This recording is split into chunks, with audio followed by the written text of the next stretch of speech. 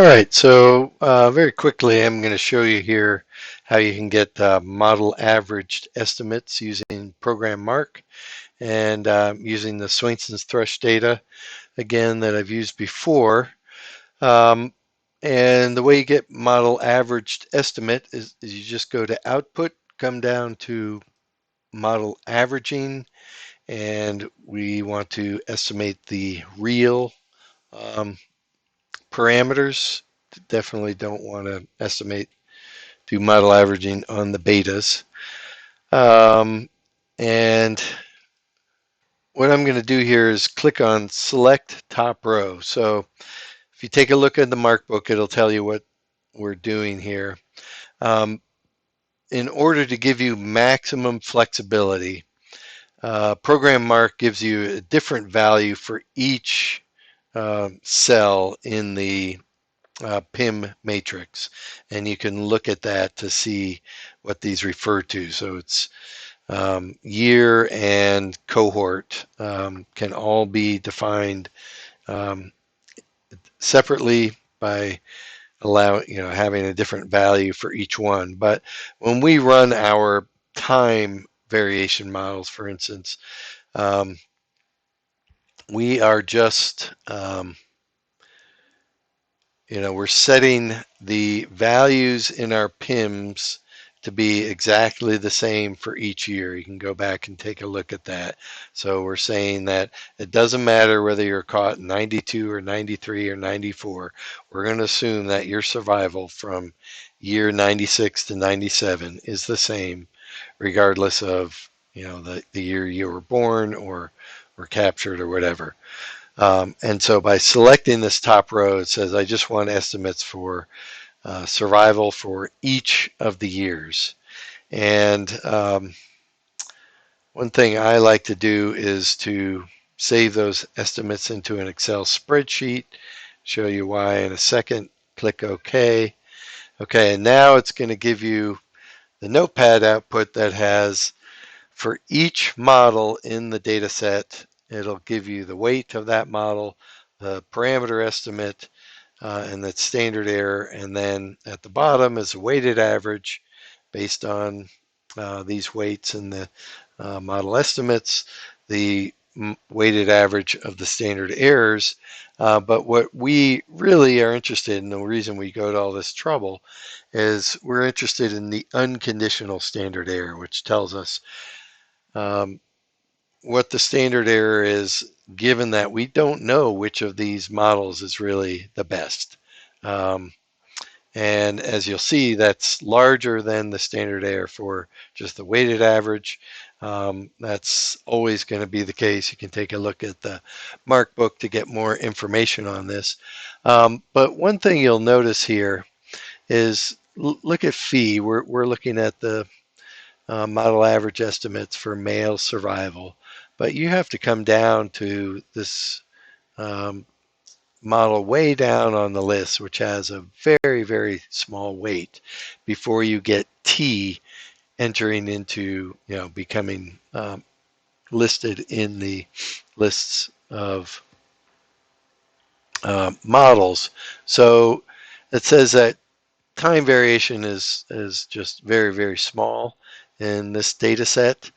And you can see that when you looked at the model average estimates for year one, 5278166. Here it's the same value to 4 decimal places, followed by 999. So, as you might expect, just very, very little year-to-year variation. So it really wouldn't make sense to provide a table that has, all of those yearly estimates, because they just don't vary, and there's no evidence that that there is year-to-year variation. And you can see that here in this Excel table, which it kind of simplifies everything. It just gives you the estimate and the unconditional standard error and the confidence intervals. And so, you can see it's 5.27 for all of them. You have to go to the fourth decimal place before you see any variation. So you might say, well, um, you know, it doesn't really make sense to provide, oh, I didn't want to do that. I'm not saving this, to provide, say, a list of the year-to-year estimates for male survival in, say, a table. But, there's some evidence, the grouping models are close to the top, 16% weight and so on. So one kind of trick that you can do here to just get, say, model averaged estimates for males and females without including this year-to-year variation is just to take all those models that have Phi-T in them or Phi-GT and remove them from your model set. And I checked with Gary, and this is legit. And he just said you need to make sure that you are explicit about what you're doing. So if someone is reviewing this paper, you say I deleted the models that had Phi-GT or Phi-T, and they accounted for 1/10 of 1% of the model weight. So it's very clear that they are not important. So now all I have in my model set are Phi models that either have a dot or a grouping variable. Now, if I run model averaging for those, I want to select the top row, as I talked about, male survival. Let's output it to a spreadsheet. And you can see that all of those values now are the same, exactly the same standard error. So you could say, this is my model average estimate for Phi and its associated standard error, okay?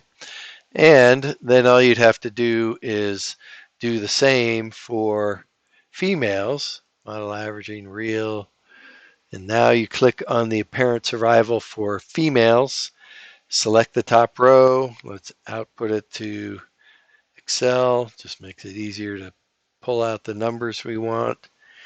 And if we, just going to get rid of this and look at these two Excel spreadsheets now. So here we've got the model estimates for the males, and it's always good to just, pull out this column A wide enough so you see, okay, that's parameters 1 through 13. Those will be the males, and parameters 92 through 104 are the females. And so, in this case, there's not much evidence for a difference in male and female survival, 0.527695 versus 0.527745, okay? But, in some cases you may have substantial variation among the sexes, but little or no variation among years. And so you just want to provide those values or model averaged estimates for males and females. So that's just a way you can get that out of Program Mark. So I hope that helps.